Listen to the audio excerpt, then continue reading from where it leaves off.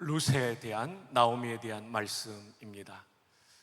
요즘 경기가 어렵기 때문에 어떤 식당의 사장님께서 식당의 내벽에 손님들이 볼 수 있도록 격려하는 이 한자를 써놨습니다. 우리가 잘 아는 세옹지마이죠. 젊은 남녀가 데이트를 하다가 들어왔는데 여성이 보니까 갈지자와 말맞자는 알겠는데 변방새와 노인홍자가 너무 어려운 것입니다. 그래서 오빠, 저 갈지자와 말맞자는 알겠는데 앞에 뭐지? 근데 그 오빠도 모르는 것이었습니다. 근데 데이트할 때는 남성들이 자존심을 세우잖아요. 그래서 이 뭐라고 답은 해야 되는데 모르겠으니까 열심히 생각을 하다 보니까 여기 식당이지, 저거 남기지 마야 라고 했다고 합니다. 세옹지마이죠. 변방의 노인에게 생긴 말 이야기, 우리가 기억하죠. 오늘 새벽에도 남기지 않고 다 말씀을 드리겠습니다. 말씀의 제목은 상호 배려와 인생 역전입니다. 1970년대 한국 경제가 오일 쇼크로 힘들 때 아메리칸 드림을 꿈꾸며 미국으로 이민 간 가정이 있었습니다. 아메리칸 드림이란 미국에서는 누구나 열심히 일하면 꿈을 이룰 수 있는, 잘 살 수 있다는 그 내용을 말합니다. 김포공항을 떠날 때 부부의 손에는 한 명씩 아들의 손을 붙잡고 두 아들과 함께 비행기 출입에 오르게 되었습니다. LA 정착하며 아무리 고학력자랄지라도 언어의 장벽 때문에 남자들은 청소하고 여자들은 재봉틀을 돌리는 LA 자바시장의 봉제 공장에서 바느질 하며 돈을 번들 시절, 그때 유명한 사자성어가 남청여바, 남자는 밤새 빌딩을 청소하고 여자는 재봉틀을 돌리는 일로 돈을 벌고 아메리칸 드림을 이루던 때가 있었습니다. 얼마나 힘들었을까요? 언어가 통하지 않는 가운데 남편은 밤새 빌딩 두 채를 혼자서 청소해야 됐고, 아내는 아침부터 늦은 시간까지 자바시장에서 재봉틀을 돌리며 어서 속히 내 집을 마련하고 두 아들을 잘 키우기를 원했던 꿈을 가지고 살았던 것이죠. 그러던 어느 날 밤새도록 LA 다운타운의 빌딩 두 채를 청소하고 퇴근하던 남편이 안타깝게도 101 프리웨이 101 고속도로에서 트럭에 치여 현장에서 목숨을 잃어버리는 안타까운 사고를 맞이하게 됩니다. 꿈을 안고 찾아온 이민의 땅에서 이억만리 LA에서 남편을 로즈힐이라는 공원묘지에 안장해야 했던 이 여인의 슬픔을 우리는 헤아려 볼 수가 있을 것입니다. 그러나 이 여인은 인생을 포기할 수 없었습니다. 어린 두 아들 때문이었죠. 기도하며 열심히 일해서 두 아들을 키웠습니다. 감사하게도 두 아들은 사춘기에 방황도 하지 않고 열심히 신앙 안에서 잘 자라. 한 아들은 공립으로 명문인 UCLA를 졸업하였고, 다른 아들은 사립으로 명문인 USC를 졸업하여 좋은 직장을 가지고, 그리고 귀한 신부를 얻어 단란한 가정을 이루게 되었습니다. 이제 이 여인의 눈앞에는 꿈꾸던 아메리칸 드림이 이루어진 것만 같았습니다. 어느 여름 온 가족이 휴가를 떠났습니다. 제가 가봤던 미국의 해변 가운데 가장 아름다운 해변은 LA 다운타운에서 40분 정도 북쪽으로 올라가면 있는 산타바바라 비치입니다. UC 산타바바라의 대학생들은 해변이 너무나 아름답기 때문에 공부를 할 수 없을 정도로 아름다운 해변이죠. 3박 4일의 휴가를 마치고 이제 마지막 날이 되었습니다. 점심을 먹고 해변가에 앉아 있는데 바다의 한켠에서 고등학생으로 보이는 남학생이 물에 빠져 숨져가는 것을 보게 될 때 두 아들은 물로 뛰어들었고, 그 고등학생을 살려낸 다음에 두 아들이 나오려고 할 때 갑자기 태평양에 밀어닥친 이한류로 두 아들은 바닷속에 빨려 들어가 안타까운 죽음을 맞이하게 됩니다. 산타바바라 비치의 비극이죠. 얼마나 안타까운 소식입니까? 그러나 안심하십시오. 이 이야기는 실화가 아니라 제가 룻기 1장을 현대적으로 각색한 것입니다. 여러분 얼마나 긴장하셨습니까? 나오미는 이민의 땅 모압에서 사랑하는 남편과 두 아들을 잃어버립니다. 조금 전에 제가 들려드린 이야기처럼. 자, 룻기 1장 5절을 함께 읽어주십시오. 시작.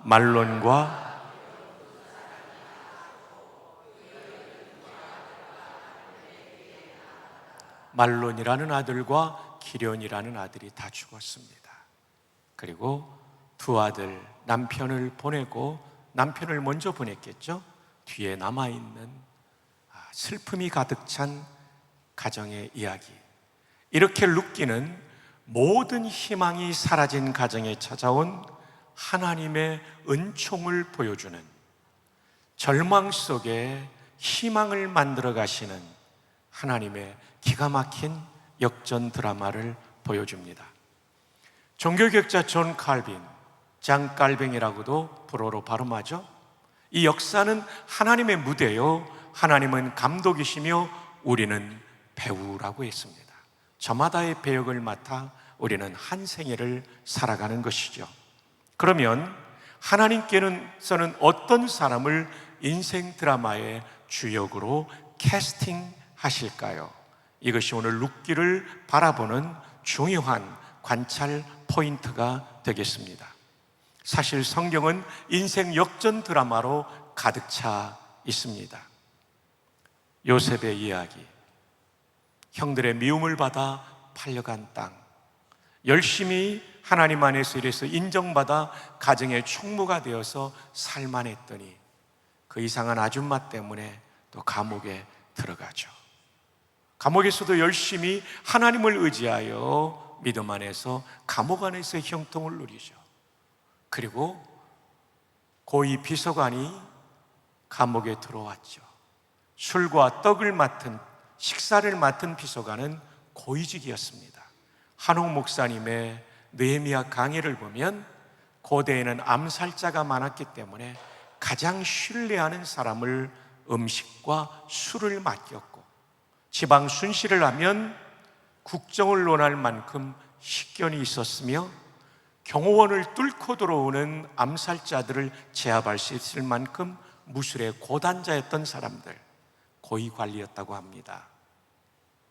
그런데 이들이 꿈을 꾸었는데 한 사람은 죽게 되었고 한 사람은 복직되게 되는 해몽을 하게 되었고, 요셉의 마음속에는 복직된 술 맡은 관리가 자기를 석방시켜줄 줄 알았는데 석방시켜주지 않죠. 까마득히 잊어버렸죠. 나가자마자 바쁜 일정 가운데 요셉을 잊어버렸습니다. 얼마나 힘든 시간이었을까요? 그로부터 만 2년이 지난 다음에 이 관리가 요셉을 떠올리지 않으면 안 될 사건을 만드시죠. 파라오가 꿈을 꿨는데 아무도 해석하지 못할 때 술 맡은 비서관은 그제서야 요셉을 기억하며 천거하게 되었고, 감옥 밑바닥에 있던 그가 일약 국무총리가 되어서 이집트를 살리는 놀라운 인생 역전 드라마. 사실은 하나님께서 베푸시는, 성도에게서 베푸시는 인생 역전 드라마는 개인의 인생의 반전과 승리만을 의미하지 않습니다. 요셉의 역전 드라마를 통하여 70여 명의 야곱의 가문을 민족으로 키워가시는, 팔레스타인 땅에 있으면 강력한 부족에 의해 죽임당할 수도 있고 몰살당할 수 있는 약한 가문을 그 당시에 최대의 제국인 이집트의 보호 아래 자라나게 하시는, 그래서 언약 백성을 만들어 가시는 하나님의 놀라운 구원의 드라마의 한 중요한 인물로 쓰임받게 된 것이죠. 다니엘의 인생 역전 드라마도 놀랍지 않습니까? 포로로 끌려간 땅, 청년이 그 나라의 굉장한 정치적인 지도자가 되죠. 정치적인 라이벌들에 의해서 그가 제거당하는 플랜이 진행됩니다. 다니엘을 제거하려고 노력하고 탐색해 보았지만 그는 정치적인 흠결이나 도덕적인 흠결이 하나도 없었죠. 오히려 탁월한 업무 능력을 발휘하고 있는 다니엘을 제거할 수 있는 단 하나의 방법은 그의 기도 생활이었습니다. 고대의 왕은 신의 아들, 신적 존재로 여겨졌기 때문에 다니엘의 라이벌들은 다리오 왕에게 이렇게 말합니다. 왕이시여, 왕은 신의 아들이며 신적 존재이기 때문에 왕 외에 다른 사람이나 신에게 기도하는 것은 왕을 모욕하는 일입니다. 일정 기간을 정해놓고 왕의 다른 신에게 기도하는 사람은 사자굴에 던져 놓으십시다. 이 칼끝이 충신인 다니엘을 향하고 있다는 것을 모른 채 어인을 찍게 되었고, 다니엘은 이 조서를 받아들고 얼마든지 타협할 수 있었지만 타협하지 않고 예루살렘을 향한 창문을 열어놓고 여전히 전과 같이 기도의 삶을 살다가 사자굴에 던져지죠. 그가 사자굴에 던져졌을 때 라이벌들은 쾌재를 불렀을 것입니다.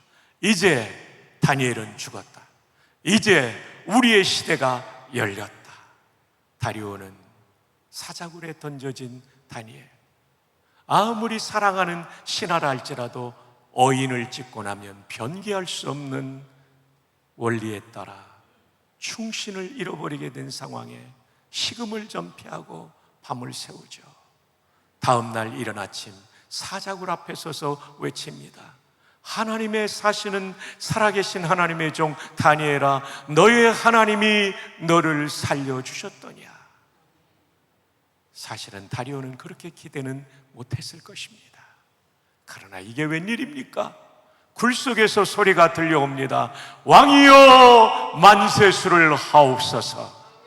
나의 하나님이 나를 살려주셨나이다. 저는 연상해 봅니다. 사자들이, 굶주린 사자들이 다니엘을 먹으려고 할 때 어흥 하고 먹으려고 달려들면 천사가 그 입을 막아서 먹으려 왔다가 뽀뽀하고 돌아가지 않았을까? 앞발로 다니엘을 후려치려고 할 때 세게 후려쳤는데 천사가 그 발을 잡아가지고 마사지하고 돌아가게 하지 않았을까? 다른 데 가서 말씀하지 마시고요, 천국 가서 물어봅시다. 왕은 다니엘을 모함했던 그들을 사자굴에 던져놓게 되었고, 그들의 몸이 닿기도 전에 사자들이 물어 뼈를 부서뜨려 죽이는 놀라운 역전 드라마가 다니엘의 인생, 이걸 통하여 포로의 땅에 있는 언약 백성들에게 희망의 메시지를 전하시는 하나님의 놀라운 역사였죠. 에스더의 인생도 역전 드라마입니다. 유다민족 전체가 하만의 모함과 계략으로 몰살당할 수밖에 없는 그때에 사촌 오빠요, 아버지 같은 모르드게가 하나님 앞에 3일을 금식하라고 말하죠. 유다민족의 아는 사람들이 기도하고 에스더가 궁녀들과 함께 기도하고 왕 앞에 나아갑니다. 고대에는 암살이 너무나 많았기 때문에 왕비라 할지라도 왕이 부르지 않았는데 나아가면 죽을 수도 있는 일, 그래서 그는 죽으면 죽으리이다. 이 죽는다는 단어가 페리시인데 비명횡사하다는 뜻입니다. 망하다, 비명행사하다. 그러니까 나 왕비라 할지라도 참혹하게 사형당할 수 있지만 그럴지라도 민족을 위해서 나가겠습니다. 놀랍게도 하나님께서 아하수에로의 마음에 그날따라 왕비가 너무나 아름답게 보인 거죠. 그래서 부러지고 유다 민족이 살아난 불임절의 계기가 된 놀라운 인생 역전 드라마. 성경은 이런 인생 역전 드라마로 가득 차 있습니다. 그런데 역사상 가장 강력한 역전 드라마는 무엇일까요? 바로 예수 그리스도의 부활입니다. 처참하게 죽은 십자가에서 승리하신 이 부활, 이 하나님은 오늘도 우리 인생의 역전승을, 역전 드라마를 펼쳐가실 줄로 믿습니다. 자, 그렇다면 하나님께서는 왜 나오미와 룻에게 인생 역전 드라마를 허락하셨을까요? 그것은 하나님 마음에 쏙 들었기 때문입니다. 그것이 무엇일까요? 지금부터 추적해 봅시다. 자, 룻기 1장 6절을 함께 읽어요. 시작. 그 여인이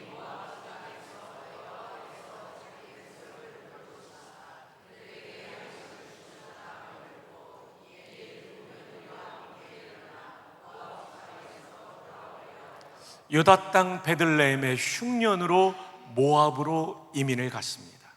근데 남편과 두 아들이 다 죽었기 때문에 더 이상 이 땅에 살고 싶지 않았겠죠. 그런데 유다 땅 베들레헴에 풍년이 돌아왔다는 소식을 듣고 역이민길에 오릅니다. 두 며느리와 함께 다시 유다로 돌아오려고 할 때 그 얘기죠.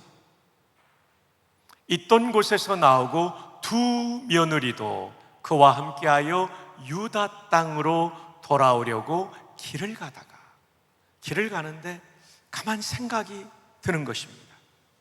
나오미가 두 며느리에게 이르되 너희는 각기 너희 어머니의 집으로 돌아가라. 친정으로 돌아가라. 나를 따라가서는 희망이 없지 않느냐. 조금 이따 나오지만 친정집에 돌아가 재혼하라고 권면하는 것입니다. 너희가 죽은 자들과 나를 선대한 것 같이 너희 남편들을 선대했고 남편들이 떠난 다음에도 홀로 된 시어머니, 힘없는 시어머니, 경제력이 없는 시어머니를 선대한 것 같이 너무나 내가 고맙다. 여호와께서 전능하신 절대적인 여호와께서 너희를 선대하시기를 원하며 라고 며느리들을 돌려보내는 장면입니다. 여기 선대라는 단어가 히브리어의 굉장히 중요한 단어 헤세드입니다. 한번 따라해 볼까요? 헤세드, 언약적 사랑, 하나님의 그 언약적 사랑, 불변의 사랑을 말하죠. 선하게 대하는 것, 친절하게 대하는 것, 헌신하는 거죠. 그러니까 두 며느리가 시어머니에 대해서 선하게 대했고 친절하게 대했고 헌신적으로 시어머니를 아무런 힘이 없는 시어머니라고 무시하지 않고 친절하고 선하고 헌신함으로 대했다는 것이죠. 이 사전을 이번에 제가 많이 띄우는데 히브리어 영어 원어 사전을 렉시콘이라고 부릅니다. 편저자가 3명인데 브라운 드라이버 브릭스, 그래서 머리 글자를 따라 BDB 사전이라고 불러서 제가 빨간색으로 BDB를 하이라이트 했죠. 어쨌든 참 이 며느리들이 너무 고마운 거예요. 힘없는 나를 참 친절하게 대해주고 헌신적으로 봉양해 준 게 고마워서 나 따라가면 고생이니까 재혼해서 잘 살라. 그리고 하나님이 너희들을 복주기를 원한다. 이 지금 얘기를 하고 있는 거죠. 여호와께서 너희에게 허락하사, 이제 나오죠. 각기 남편의 집에서, 재혼한 남편의 집에서 위로를 받게 하시기를 원하노라 하고 그들에게 입맞춤에 굿바이 키스를 하고 있죠. 잘 가라는 거예요. 그들이 소리를 높여 울며, 다시 이제 14절로 건너갑니다. 그들이 소리를 높여 다시 울더니 오르바라고 하는 며느리는 그의 시어머니에게 입맞추되, 가겠다는 뜻이죠. 굿바이라는 뜻이에요. 근데 룻은 달랐어요. 룻은 그 나오미를 붓쫓았더라. 참 우리말 성경이 번역이 얼마나 잘 됐냐면 이 붓쫓았다는 단어가 히브리 말로 따바크입니다. 밀착하여 따라가다, 가까이서 따르다라는 뜻이에요. 놀랍죠? 붙어서 쫓아갔다는 이 번역이 기가 막힌 히브리어의 어감을 살린 번역입니다. 마음이 없으면 멀찍이 따라갑니다. 베드로가 그랬잖아요. 예수님 재판 현장에. 그런데 지금 룻은 어머니 바싹 붙어서 따라가는 거예요. 이거 굉장한 마음이죠. 어머니를 진짜 공경하고 사랑하는 모습을 여기서 우리는 읽을 수가 있는 것이죠. 그러면서 오늘 본문에 중요한 말씀을 합니다. 룻이 이르되 내게 어머니를 떠나며 어머니를 따르지 말고 돌아가라, 강권하지 마옵소서. 나오미가 얼마나 이 며느리들을 강권하여 그들의 미래를 열어주려고 노력했는가를 이 구절에서 읽을 수 있죠. 어머니께서 가시는 곳에 나도 가고 어머니께서 머무시는 곳에 나도 머물겠나이다. 어머니의 백성이 나의 백성이 되고, 나는 이방 여인 모압 여인이지만 이제 민족을 바꾸고 나라를 바꾸어 귀화하겠습니다. 참 놀라운 고백이죠. 더 놀라운 고백은 이것입니다. 어머니의 하나님이 나의 하나님이 되시리니. 내 신앙을 모압의 밀곰 같은 우상을 섬기지 않고 나도 여호와 하나님을 나의 하나님으로 섬기겠습니다. 놀라운 고백이죠. 그런데 여러분, 우리는 여기서 또 하나를 기억해야 됩니다. 시어머니 나오미가 얼마나 신앙의 모범을 보였으면 이방 여인인 룻이 이런 고백을 하느냐 하는 것이죠. 사실 시어머니를 따라가면 아무런 희망이 없습니다. 그렇다고 휴대전화가 울립니다. 아무런 희망이 없어요. 그럼에도 불구하고 시어머니가 나에게 선대해 준 것, 그걸 기억하는 거죠. 그 신앙의 모범을 기억하는 거죠. 참 훌륭한 여성들인 거죠. 시어머니는 며느리를 선대하고 며느리는 시어머니를 선대하는, 하나님이 이것을 보면서 기뻐하지 않을 수 없는 것이죠. 일반적으로 시어머니와 며느리 사이는 한 남성을 사이에 두고 경쟁하는 사이가 될 수도 있습니다. 내 아들인데, 내 남편인데. 한상복 선생이 지은 배려라는 좋은 책이 있습니다. 저는 이 책을 읽으면서 룻기가 떠올랐어요. 237쪽에 배려는 경쟁까지도 넘어설 수 있다. 경쟁을 무력화시킨다는 거죠. 경쟁자의 관점에서 사안을 들여다보고 마침내 경쟁자를 더 나은 길로 인도한다. 이게 룻기입니다. 시어머니는 며느리 입장을 생각해서 배려하고, 며느리 룻은 시어머니 혼자 가시면 얼마나 고생할까 생각해서 배려해서 시어머니 입장에서 따라가는, 와우, 이 배려는 룻기에 정말 중요한 내용이 아닐 수 없습니다. 지금 나오미와 룻에게서 이런 배려를 보게 됩니다. 이 모습을 보시는 하나님께서 어떤 생각을 하셨을까요? 사실 배려는 하나님의 언어이죠.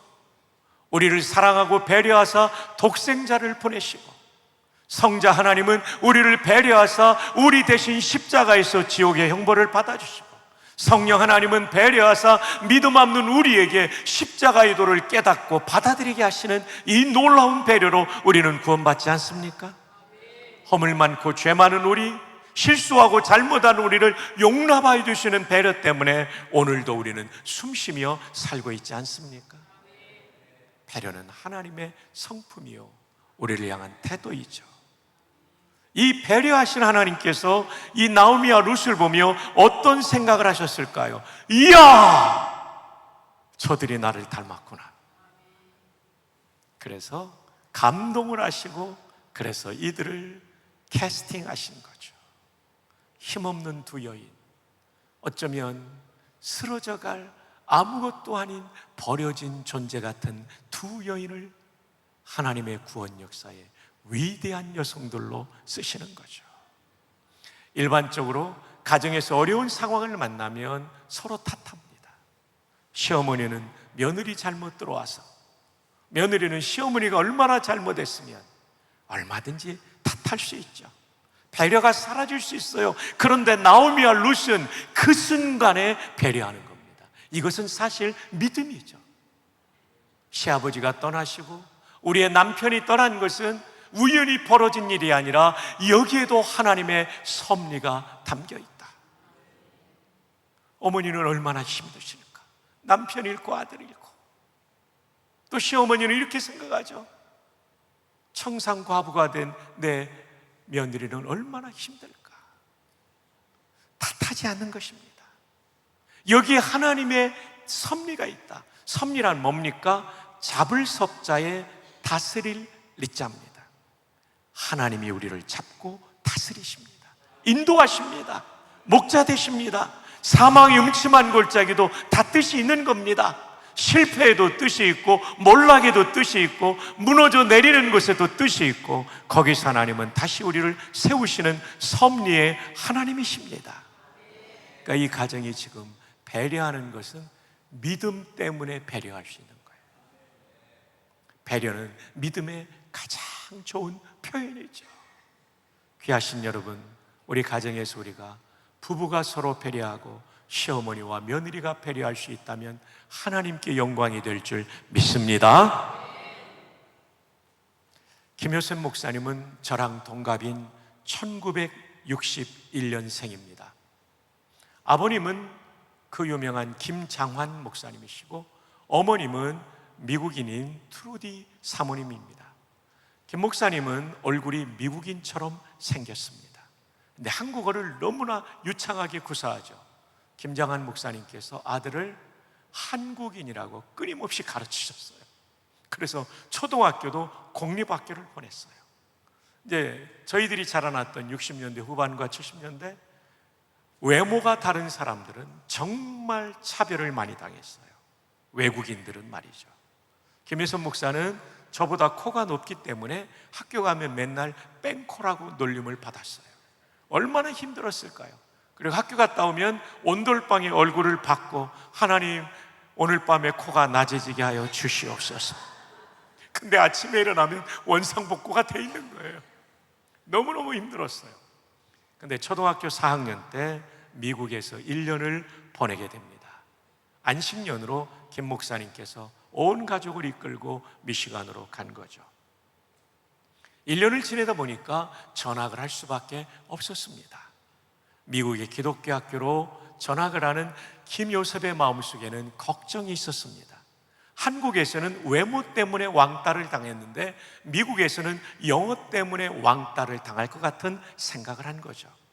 한국어는 말하기, 듣기, 읽기, 쓰기가 완벽한데 영어는 말하고 듣는 것은 되지만 읽고 쓰는 부분은 부족했거든요. 알파벳을 정확하게 기억하지 못했습니다. 그런데 첫날 수업이 알파벳 B, 스펠링 B 시간이었습니다.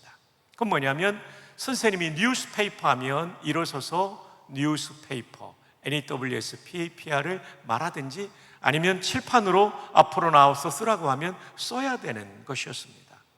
가슴이 덜컹했어요. 하필이면 첫 수업이 스펠링 B인가? 그런데 처음 전화 갔기 때문에 나를 시키지는 않겠지. 수업은 시작되었고 수업의 중반까지는 아무런 문제가 없었는데 중반쯤 이르렀을 때 갑자기 선생님이 조셉 킴 일어나. 예? 하고 일어났어요. 조셉, 이 칠판 앞으로 나오렴. 조셉은 이제 죽을 맛이었습니다. 저 중간 자리에서 교탁까지 나오는 길이 얼마나 멀든지 도살장에 끌려가는 소처럼 엉금엉금 걸어가고 있었습니다. 사실 61년생들은 소띠이기 때문에 도살장에 끌려가는 소처럼 나온 것이죠. 선생님이 옆에 딱 섰는데 너무 긴장해서 오줌을 쌀 뻔했어요. 근데 선생님이 이렇게 말씀하십니다. 요셉아, 걱정하지 마라. 그러면서 학생들에게 말합니다. 너희들에게 말한 적 있지? 미국에 가신 선교사님이 안식년으로 돌아오셨는데 요셉이는 그 선교사님 아들이란다. 김장한 목사님이 선교사로 파송받고 처음에 들어오셨거든요. 요셉이는 한국에서 태어나서 또 어머님이 미국인이기 때문에 영어도 잘하지만 한국에서 자라났기 때문에 한국어도 잘한단다. 요셉아, 너는 영어로 스펠링 비를 하는 게 아니라 한국어로 스펠링 비를 한단다. 요셉의 마음이 큰 위로를 받았어요. 그러면서 하신 말씀이 내 이름이 샤프인데 샤프를 한글로 써주렴. 요셉은 너무나 기뻤습니다. 그것은 식은 죽 먹기보다 쉬웠기 때문에. 그래서 칠판에 샤프라고 썼어요. 그랬더니 미국 애들이 얼마나 감동을 잘합니까? 특별히 크리스찬들은 막 책상을 치며 어젯밤 여러분이 환호한 것처럼 한 거예요. 샤프 보면서. 내 이름도 써줘. 수잔, 크리스토퍼 다 쓰다 보니까 수업의 남은 절반이 지나가 버렸어요. 그 다음 쉬는 시간에 아이들이 몰려와서 막 정말 요셉이를 격려하고 축복하고, 그 다음 쉬는 시간이 되니까요, 옆반에 소문이 나서 옆반에서 와서도 내 이름 써줘. 1년 내내 그 사립학교에서 한국말로 이름 쓰기가 대유행이 되고 요셉은 스타가 되었습니다. 요셉은 그런 얘기를 해요. 샤프 선생님의 배려가 오늘의 김요셉을 만들었다. 왕따를 당해 열등감에 빠져있던 나를, 영어를 못하는 아이가 될 뻔했던 나를 한국말을 잘하는 아이로 세워주셨다. 그때 얻은 자신감은 시카고에 있는 트리니티 대학을 풀 스칼라십으로 공부하고 석박사 과정도 전액장학금으로 공부하고 트리니티 역사상 박사학위를 최연소로 받을 수 있었던 것은 초등학교 4학년 때 만났던 샤프 선생님의 배려 때문이었다. 배려는 한 사람의 인생을 살리는 하나님의 손이다. 법외로우신 성도 여러분, 오늘 이 말씀을 들으면서 떠오르는 인물들이 있을 거예요. 그분들에게 배려한다면 그 사람을 살리게 될 줄 믿습니다. 동시에 옆에 계신 분들을 배려하면 좋겠습니다. 한 이민교회 목사, 부목사 부부의 배려인데 저희 부부의 이야기입니다. 저는 군선교에 대한 소명을 가지고 신학을 공부했고 군목 생활할 때 열심히 최선을 다했습니다. 소령 진급이 늦어지게 되었고 소령도 되지 않고 전역할 상황에 하나님께서 소령은 달아주시고 전역하게 하셨습니다. 갈 데가 없을 때 미국에 있는 오정현 목사님이 개척한 교회가 급성장을 하고 있었고 제가 대학생 때 전도사님이었기 때문에 저를 불러주셨습니다. 얼마나 고맙던지요. 민간 목회 경험도 없고 미국 생활의 경험도 없던 저에게 수석 부목사를 시켜주셔서 저는 너무나 고마워서 이른 새벽부터 밤늦게까지 일할 때였습니다. LA에는 2대의 자동차가 필요합니다. 목사들은 신방과 사용용으로, 아내들은 아이들을 꼭 차로 태워다 줘야 되고 대중교통이 없고 하니까요. 그리고 시장을 보거나 가정생활을 위해서. 저는 가자마자 오 목사님이 자동차를 바꿀 때여서 타시던 차를 물려주셨고, 제 아내는 주문했는데 차가 나오지 않아 후배 목사님의 작은 승용차를 빌려 타고 있을 때 어느 날 사무실에서 일하는데 전화가 온 거예요. 여보, 큰일 났어. 조 목사님 차가 없어졌어. 제가 달려가 보니까 15분 이상 세우면 안 되는데 세워가지고 차가 견인된 것이었습니다. 견인된 거라지로 가보니까 주차 벌금이 $127였습니다. 그때 저희 한 달 생활비가 $500였는데 5분의 1 이상이 나가니까 아내가 힘들어 하더라고요. 여보, 괜찮아. 우리 절약하면 돼. 근데 저녁에 들어왔는데 얼굴이 더 어두운 것입니다. 무슨 일이냐니까 오늘 드디어 새 차가 나왔고 허리가 아파서 집사님 병원에 치료받으러 가는데 이번에는 과속으로 걸렸다는 것입니다. 과속벌금 $97. 하루에 생활비의 5분의 2가 사라진 것입니다. $224. 제가 아내를 보니까 너무나 치근해 보여서 어떻게 위로할까 생각하는 가운데 하나님께서 지혜를 주셔서 아내에게 이렇게 말했습니다. 여보, 우리가 뭐든지 배우려면 수업료 내야 되잖아요. 이번에 우리 이 자동차에 관련된 벌금은 미국 생활 배우는 수업료 낸 셈 칩시다. 아내가 위로를 받고 얼굴이 환해지더라고요. 이 배려에. 지금 생각해봐도 어떻게 제가 그렇게 정말 멋진 말을 했는지 모르겠습니다. 2주 후에는 제가 걸렸습니다. 담임 목사님이 저를 불러주신 게 너무 고마워서 항상 4시 45분엔 본당에 앉아있고 고단한 후배가 새벽기도 설교를 놓치면 제가 대타를 꼭 쳤었습니다. 그리고 밤 11시까지 일하는데 이게 몇 달이 지속되니까 40살인데도 25년 전이니까요, 눈이 뻑뻑하고 모래알이 들어간 것처럼 아프더라고요. 그래서 교회에서 나와서 5번 프리웨이 고속도로를 타고 북쪽으로 하다가 92번입니까? 다시 서쪽으로 가는데 한 15분 가면 저희 집 쪽이에요. 그래서 고속도로에서 내리는 엑싯을 통과하려고 하는데 신호등이 노란색으로 바뀌는 거예요. 너무 피곤하니까 교통법에 따라 무조건 서야 되거든요, 노란색에도, 미국에서. 근데 누가 보려 하고 샥 지나가는데 세상에 경찰이 있었을 줄. 뒤에서 서치라이트가 쫙 비치는데, 여러분, 미국 경찰 서치라이트가 진짜 밝더라고요. 뒤에서부터 비춰오는데요, 차량 앞에, 운전대 앞에 대시보드가 있지 않습니까? 그게 가죽인데요, 그 미국 차, 그 크라이슬러 차인데 거기 눈금까지 다 보이더라고요.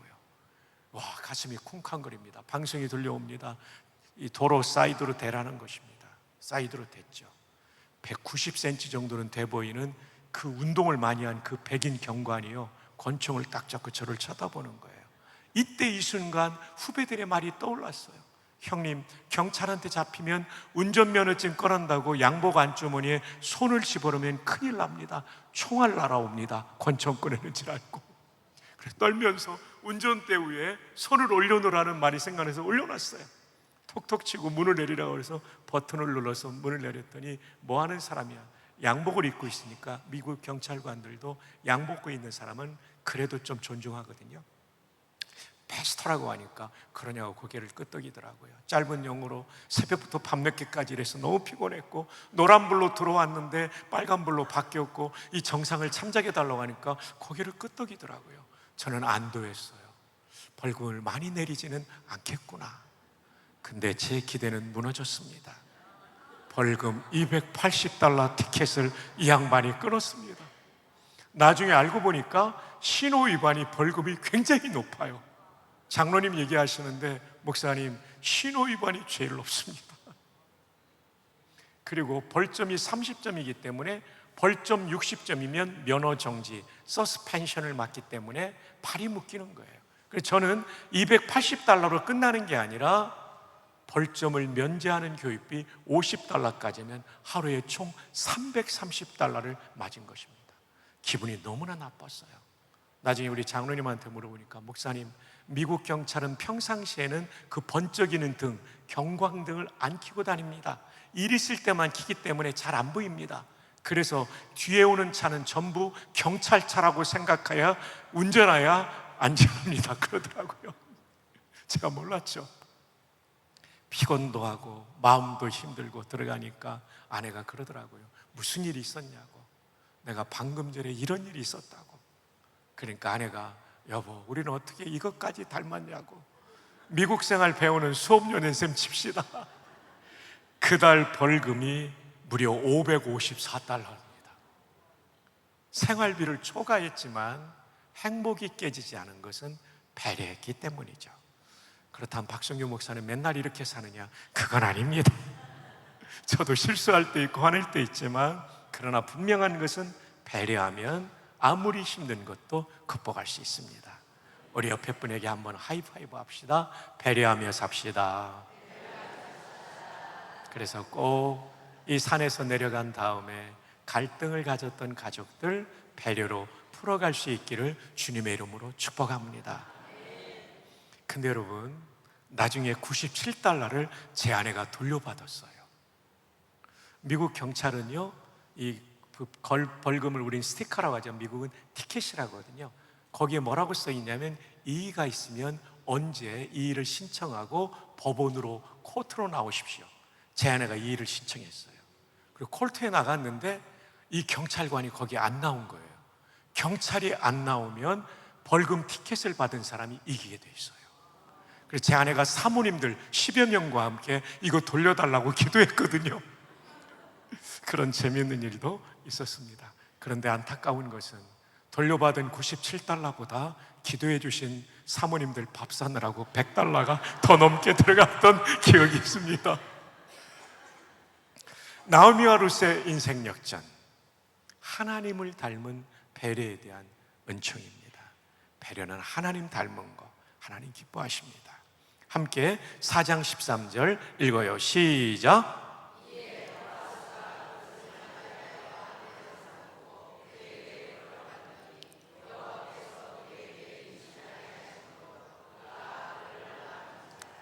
하나님께서는 구약의 여인들에게 남편이 돌아가면 가장 가까운 남편의 형제와 재혼해서 그의 생계를 책임져 주시는 일종의 사회보장제도가 있었습니다.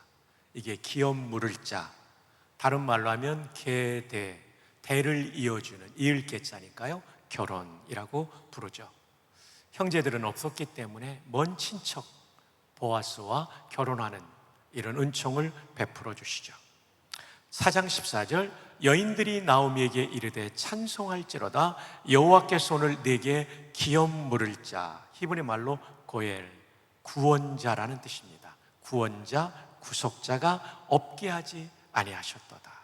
그래서 희망이 없는 이 가정에 생계를 책임져 주시고 대를 이어가게 하신 거죠. 고엘, 이 단어는 예수님께도 통하는 말입니다. 최고의 고엘, 구원자는 예수 그리스도이신 줄로 믿으시기 바랍니다. 그분이 우리의 인생에 희망을 주시는 분이죠. 자, 15절 함께 읽어요. 시작. 이는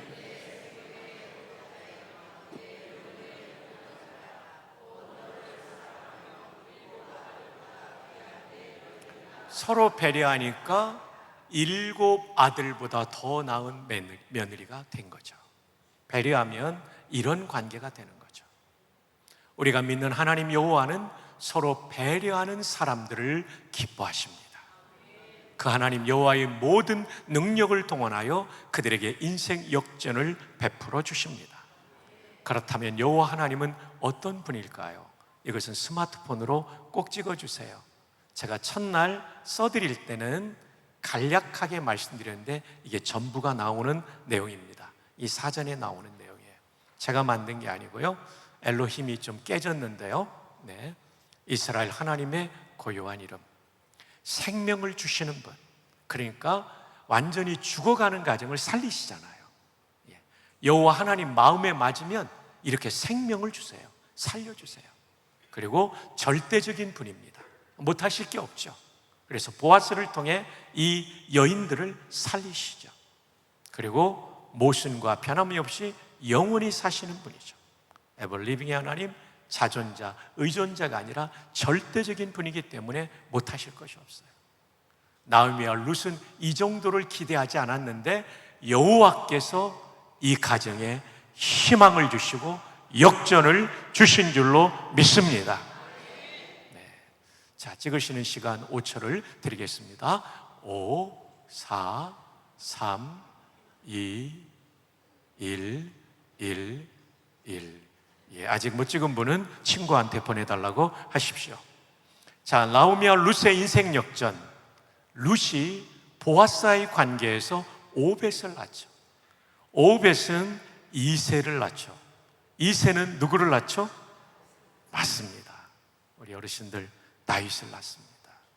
여러분, 사실 모압은 출애굽한 이후에 이스라엘을 괴롭히기 때문에 상종도 하지 말라고 했던 민족, 어떻게 보면 버려진 민족의 딸인데 이렇게 놀랍게 언약 백성의 최고의 왕인 다윗 왕의 증조모가 되는 영광스러운 신분을 얻죠. 그것뿐만이 아니죠. 다윗이 BC 1000년경의 사람인데 다윗의 시대로부터 1000년 후에 누가 태어나시죠? 맞습니다. 정확합니다. 예수 그리스도.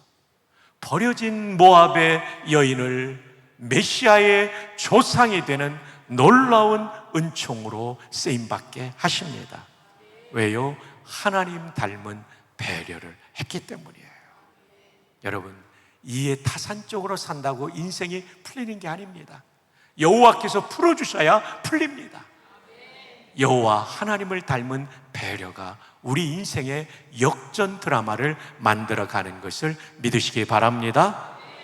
아시는 대로 예수님의 족보에 룻이 등장합니다. 영광스러운 일이죠. 그러니까 하나님의 역사는 우리 인생이 좀 잘 살게 되었다, 이 정도가 역전 드라마가 아니에요. 하나님 나라의 중요한 역할을 하는 것입니다. 지금은 남편을 잃어버린 한 여인에 불과했지만 하나님의 성품대로 배려하니까 내 개인이 잘 사는 것 정도가 아니라 하나님의 구원 역사의 드라마의 중요한 인물이 되는 겁니다. 귀하신 여러분, 정말 귀하신 성도님 여러분, 여러분의 오늘의 현재 상황이 비극적일 수도 있고 절망적일 수도 있어요. 근데 하나님 성품대로 살아가다 보면 지금은 몰랐는데 나중에는요, 어쩌면 우리가 천국 간 다음에 룻이 세상을 떠난 지 오랜 세월이 지난 다음에 이런 일이 일어나는 거예요. 이렇게 쓰임받는 우리 되기를 바랍니다. 여호와는 그런 분이십니다. 결론입니다. 상호 배려와 인생 역전. 타인에 대한 당신의 배려는 당신의 위대함을 잴 수 있는 척도이다. 위대한 사람은 배려하는 사람입니다. 저는 이 문장을 여기서 가까운 신살리라고 있습니다. 차로 한 15분 가면 있는 25사단이라는 제1땅굴을 발견한 부대, 제가 군종참모로 소령 때 있었어요. 이필섭 장로님이 합참의장을 마치고 이 어른이 제가 있는 부대에 군종참모가 주관하는 안보 강연에 강사로 오셨을 때, 최근에 합참의장을 마쳤기 때문에 한반도를 중심으로 한 안보 상황을 다 말씀한 다음에 마지막 이 얘기를 하셨어요. Your care for others. 영어를 잘하십니다. Your care for others is the measure of your greatness. 진짜 위대한 사람은 타인을 배려하는 사람이다. 사관학교 후배인 사단장도 있고 참모장도 있고 연대장 다 있는 자리에서 그랬어요. 여러분이 계급으로 사람들을 이끌려고 하지 말고 배려로 이끌어라. 그게 가장 위대한 군인의 길이다. 와, 제 마음속에요, 감동이 밀려왔어요. 여러분 아십니까? 시간은 좀 지났지만 오늘 남김없이 다 말하기로 했기 때문에 좀 더 얘기를 드려도 괜찮을까요? 네, 담임 목사님 조금 더 해도 괜찮을까요? 네. 이필섭 장로님이 사관학교에 입교할 때는 불교 신자였습니다. 동기생이 1학년 때부터, 생도 1학년 때부터 전도했어요. 4학년 때 예수님을 믿게 돼요. 그러니까 군선교가 얼마나 중요하냐면 한 사람을 이렇게 훌륭한 장로님으로 만든 거죠. 이분은 사령관, 이 작사령관 할 때는 대구에서 휴가를 가면 밤새 성경을 읽고 와요. 성경이 너무 좋아서 저녁에 읽다 보면 동해안에 해가 떠오르더래요. 성경을 그렇게 읽는 장로님이니까 인격이 얼마나 훌륭한지 중위 대위 목사님 앞에도 깍듯한 사성 장군이었어요. 근데 제가 국방대학원에 있을 때 이필섭 장로님이 육사 교장할 때 전속부관이었던 박철동 소령이 저와 함께 신앙생활을 했어요. 간증을 전해주더라고요. 그 당시에는 육해공군의 해병대 삼성 장군들이 1년에 몇 차례 육군 사관학교에서 무궁화 회의를 하는데, 오전 회의를 마치고 점심 식사 원탁에 가장 시니어 삼성 장군들이 식사를 하는데, 그 원탁이 있고 군에서는 작은 탁자가 또 안에 있어서 돌려가면서 음식을 내려 먹는데, 그 작은 탁자 밑에서 손가락 2마디만한 바퀴벌레가 나온 거예요. 얼마나 남사스럽습니까? 근데 다행히 다른 장군은 못 보고 이필섭 장로님 쪽에서 나온 거예요. 학교장께서 딱 잡아가지고 끌어내려서 단화로 밟아버리셨어요. 옆에서 지켜보고 있던 그 당시에는 대위죠, 박철동 대위가 이제 식당 주임원사는 끝났구나 생각하고 있는데 식사를 마치고 안 부르시는 거예요.